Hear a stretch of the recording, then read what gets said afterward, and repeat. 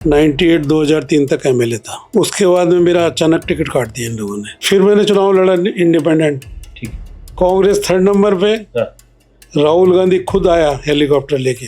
उस आदमी ने मेरा टिकट कटवाया जिस आदमी की पिता की मैंने सेवा की। जब सीताराम केसरी के खिलाफ चुनाव लड़ना था तो मेरे पास रात को ही फोन आया 10-11 बजे कि अशोक क्या कर रहा है। मैंने कहा सोने की तैयारी कर रहा हूँ सब, और तो क्या। बोले तू सोए मत, दिल्ली रवाना हो जा। राजेश पायलट साहब से बहुत अच्छे संबंध रहे। उनका हाथ मेरे हाथ में था जब डेथ हुई। जब उस आदमी के लड़के ने ही मेरा टिकट काटा। ये मेरे लिए जहाँ वो वाली बात होगी जहाँ पानी भी नहीं था वहाँ जाके मैं मरा। कभी उनसे ये बातचीत नहीं हुई कि आप मेरा टिकट क्यों काट रहे हैं, क्या क्या वजह है? वो इतना एरोगेंट आदमी है कि वो बात करता ही नहीं है, वो समझता ही नहीं है। ये बैठ के बात करे तो समझाए ना, टाइम ही नहीं है उसको, हवा में उड़ रहा। राजीव गांधी जी के साथ मैं रहा हूँ, मैंने उनकी गाड़ी चलाई है। हरदेव जोशी जी मेरे साथ थे, परसराम मदेरणा मेरे साथ थे। ये तो बात क्या है, महेश जोशी, रघु शर्मा उसके पहले का मैं हूँ। आरएलपी अब आपने क्यों ज्वाइन की, अब आप इसका कारण बताइए। अगला चुनाव बीजेपी हारेगी। अब मैं 100% हारेगी, कांग्रेस आएगी, इसमें कोई डाउट नहीं है। वर्तमान सरकार के कामकाज को सर आप कैसा देखते हैं? 2.5 साल इनको पूरे हो चुके हैं। ये कर रहे होंगे लेकिन जनता में मैसेज ठीक नहीं है। जनता तो ऊब चुकी है। आज चुनाव करा दो आप बीजेपी साफ हो जाएगी। वसुंधरा जी अगर होती तो कांग्रेस को जोर आता, भजनलाल जी से जोड़ नहीं आएगा। आपको क्या लगता है सर, आरएलपी इस बार निकाय चुनाव में कुछ अच्छा कर जाएगी? बहुत अच्छा करेगी। आरएलपी का कार्यकर्ता ठोस है। आरएलपी का जिस प्रकार से रुझान पब्लिक में बढ़ रहा है, एक धड़ा है, एक तबका है जो ये मानता है कि पार्टी जो है कहीं ना कहीं एक वोट बैंक तक सीमित है और वो है जाट। क्या 36 कौम में पार्टी की पहुंच नहीं है इसलिए पार्टी को सीटें नहीं मिल रही है, या कोई और वजह है? जिस प्रकार से एसआई भर्ती परीक्षा रद्द हुई, बेनीवाल जी ने जिस प्रकार से यहाँ संघर्ष किया, क्या वैसा संघर्ष कांग्रेस को भी करना चाहिए था? आपको क्या लगता है? कांग्रेस कैसे कर दी? कांग्रेस के जमाने में तो हुआ ही था। तो कांग्रेस कैसे कर दी? भैरव सिंह जी शेखावत राजस्थान की राजनीति में एक बड़ा नाम रहे हैं, आपके उनके साथ रिलेशन किस प्रकार है? इसको बंद कर दो, बता दूंगा आप। आज हमारे साथ कांग्रेस के एक ऐसे नेता हैं जो इंदिरा गांधी के जमाने से पॉलिटिक्स में रहे हैं। अब मैंने एक शब्द काम में लिया कि हमारे साथ कांग्रेस के नेता हैं।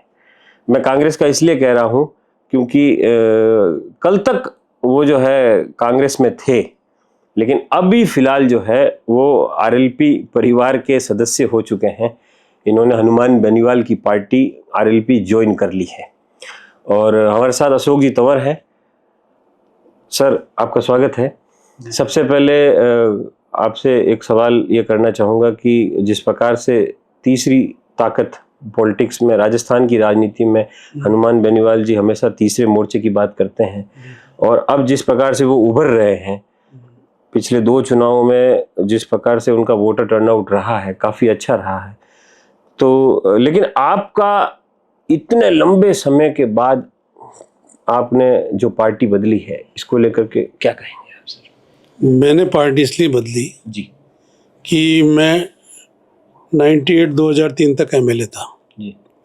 उसके बाद में मेरा अचानक टिकट काट दिया इन लोगों ने। कोई बात नहीं, कोई चीत नहीं कि वो सब फला को एडजस्ट करनी थी इसलिए आपका टिकट काट दिया। ठीक। मैंने कहा ऐसे कैसे काट दिया आपने टिकट? मैं फिर इंडिपेंडेंट चुनाव लड़ा। अच्छा, ये कब की बात है सर? कौन से चुनाव लड़ा आपने इंडिपेंडेंट? 2004 का। 2004 का चुनाव, 3 वाला, सॉरी हाँ 2003 विधानसभा जी।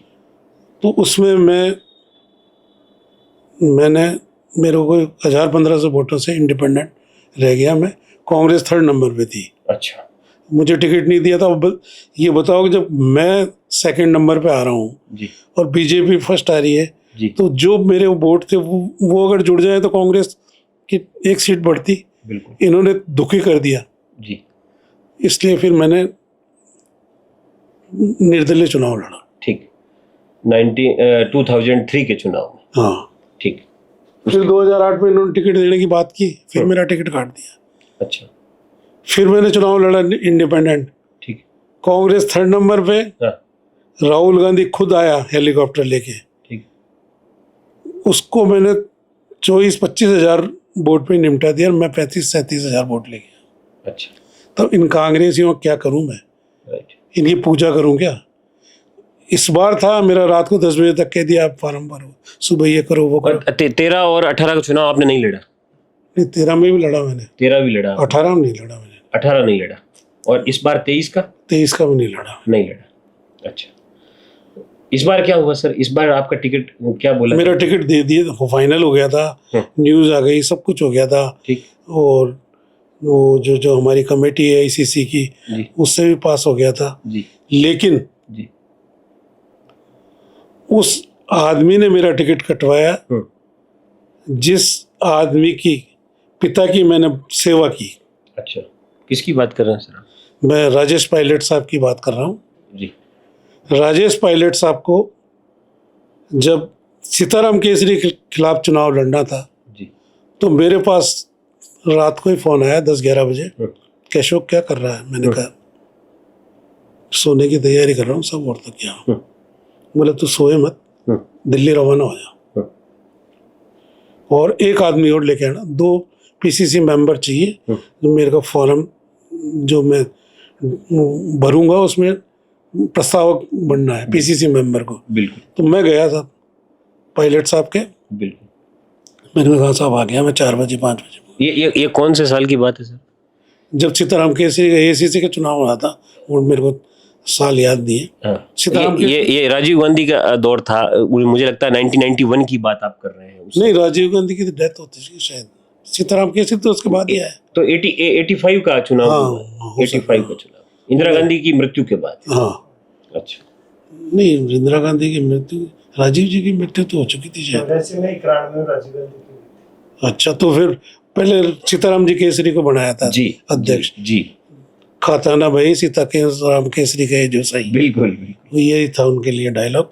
लेकिन मैं राजेश पायलट साहब के साथ था और मैंने ना बिल्कुल वहाँ जाके उनका फॉर्म पे साइन किए, प्रस्तावक बना। हाँ।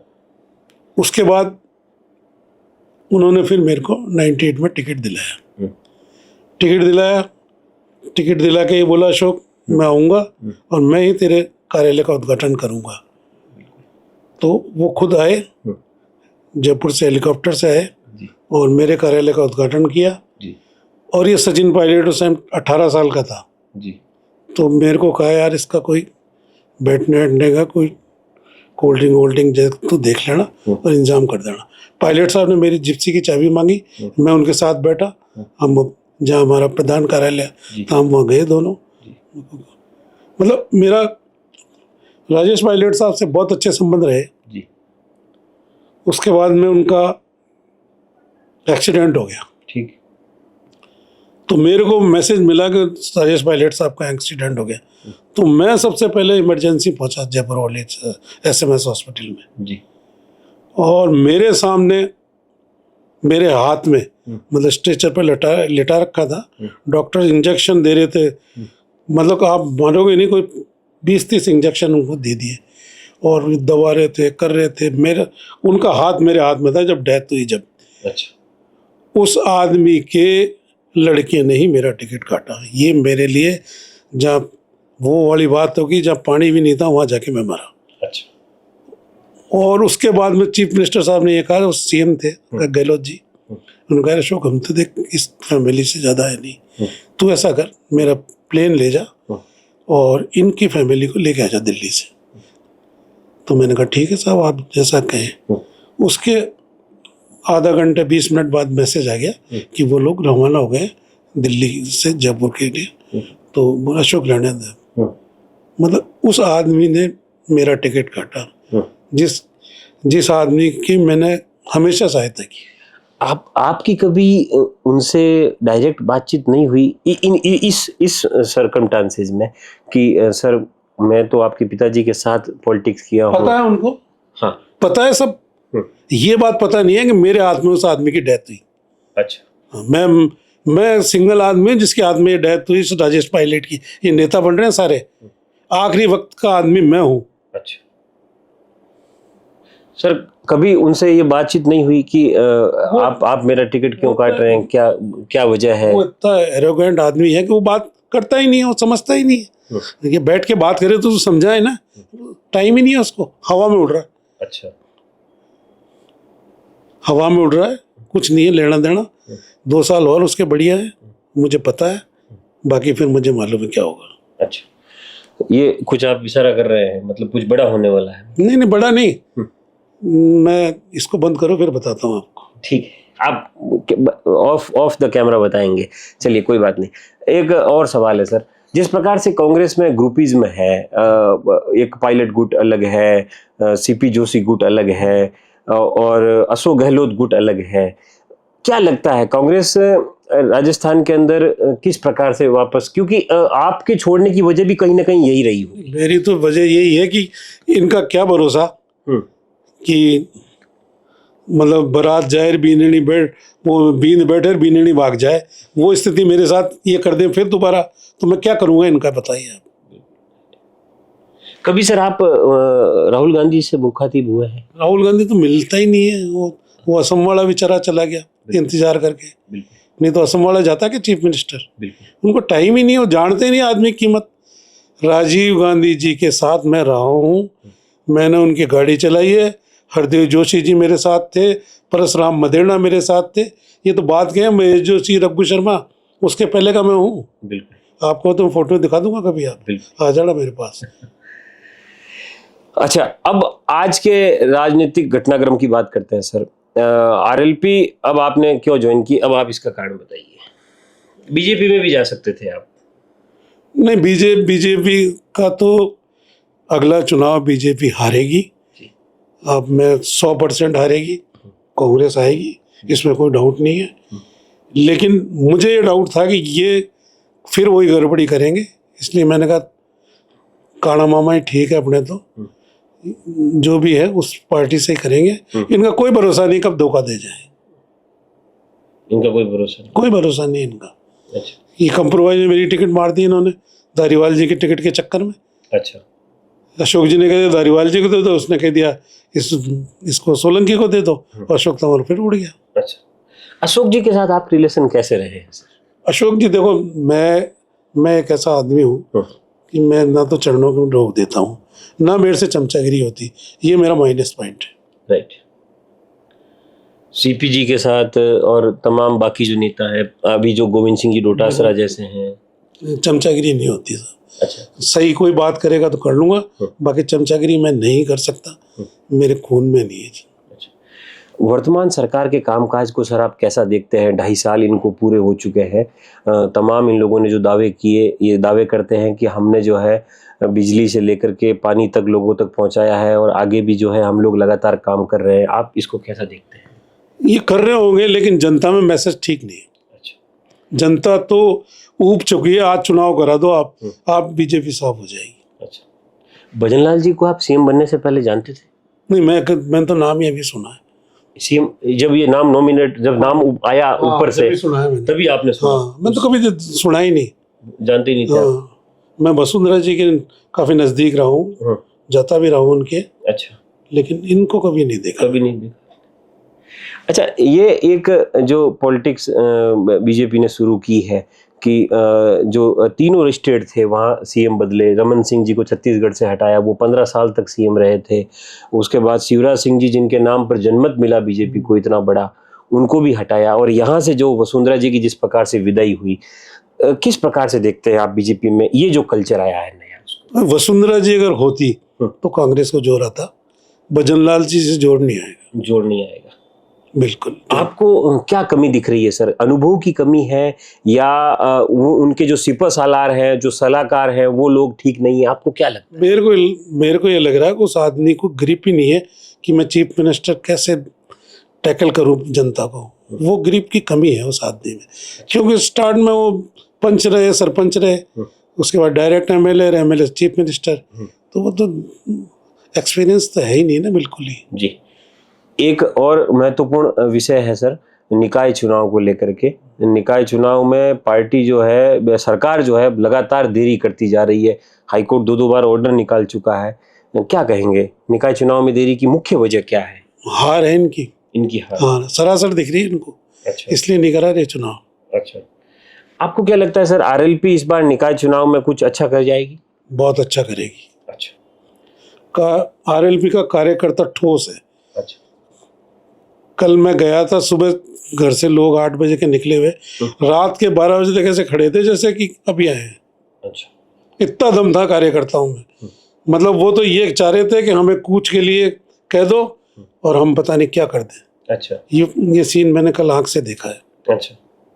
आपको नहीं लगता सर कि जो काम विपक्ष को या कांग्रेस को करना चाहिए था वो काम आज हनुमान बेनीवाल कर रहे हैं? बहराणा का जो उदाहरण है आपके सामने है, क्या कहेंगे इसको लेकर के? कांग्रेस को करना चाहिए ना, कांग्रेस के पास कार्यकर्ता ही नहीं है। ये तो आप आपसी लड़ाई में मारे जा रहे हैं। इतने लोग 1 लाख लोग इकट्ठे कर सकते थे क्या?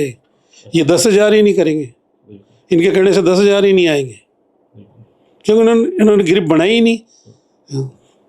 ये कांग्रेस की जो गुटबाजी है इस पर मैं बाद में आऊंगा सर। आरएलपी का जिस प्रकार से रुझान पब्लिक में बढ़ रहा है, एक धड़ा है, एक तबका है जो ये मानता है कि पार्टी जो है कहीं ना कहीं एक वोट बैंक तक सीमित है और वो है जाट।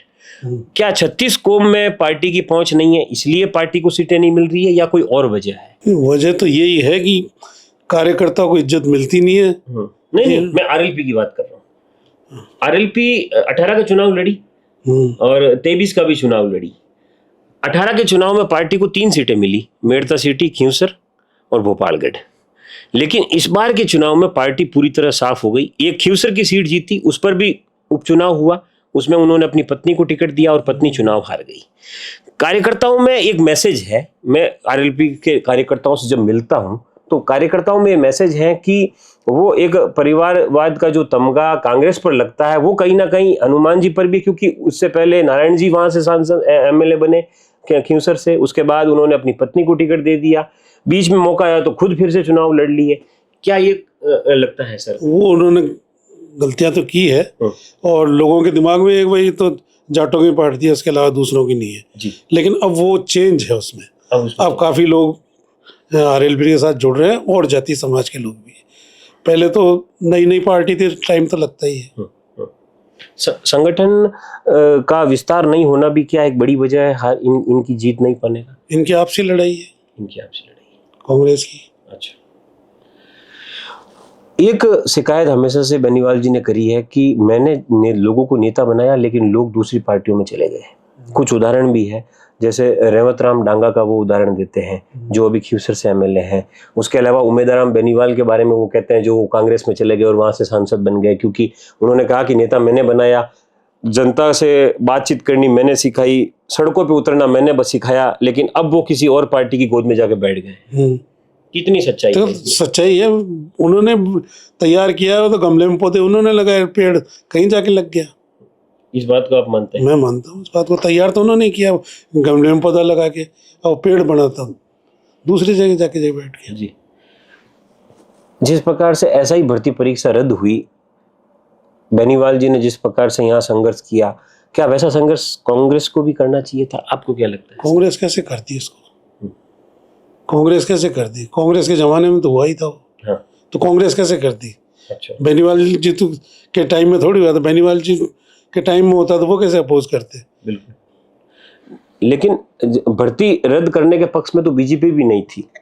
कोर्ट ने जो टिप्पणी की, हाई कोर्ट ने कहा कि आपको भर्ती रद्द कर देनी चाहिए थी, ये मामला कोर्ट तक आना ही नहीं चाहिए था। इन्होंने कमेटी भी बनाई और लेकिन वो कमेटी के अंदर एक मंत्री ऐसे थे जिन्होंने इस भर्ती को रद्द करने की सिफारिश की और वो थे किरोड़ी लाल जी मीणा। उसके अलावा और कोई जो है मंत्री ने उसमें सिफारिश नहीं की। तो क्या सरकार की मंशा भी नहीं थी भर्ती को रद्द करने? झगड़े में नहीं पड़ना चाहते थे। अच्छा। ये लोग जो बाकी लोग थे वो झगड़े में नहीं पड़ना चाहते थे, अपना वोट नहीं खराब करना चाह रहे थे। अच्छा। इसकी यही वजह, और तो क्या वजह हो सकती? भैरव सिंह जी शेखावत राजस्थान की राजनीति में एक बड़ा नाम रहे हैं, आपके उनके साथ रिलेशन किस प्रकार? मेरे रिलेशन कभी नहीं। भैरव सिंह जी के साथ कभी? मैं कभी नहीं गया। अच्छा। इसको बंद कर दो, बता दूंगा मैं आपको। तो ये थे हमारे साथ आरएलपी के नए नवेले और कांग्रेस के पूर्व दिग्गज अशोक तंवर जी, जिन्होंने बताया कि किस प्रकार से आरएलपी अब धीरे धीरे जो है प्रदेश के अंदर अपने पांव जमाती जा रही है और बहुत जल्द जो है अधिकांश सीटों पर जो है अब आरएलपी के उम्मीदवार जो है जीतते हुए नजर आएंगे। अब देखना यह है कि निकाय चुनाव में पार्टी कैसा प्रदर्शन करती है और स्वयं अशोक जी जब अब आरएलपी ज्वाइन करते हैं तो इनका जो एक अनुभव है उसका लाभ पार्टी को कैसे मिलता है। लक्ष्मीनारायण के साथ राकेश चौधरी, जयपुर।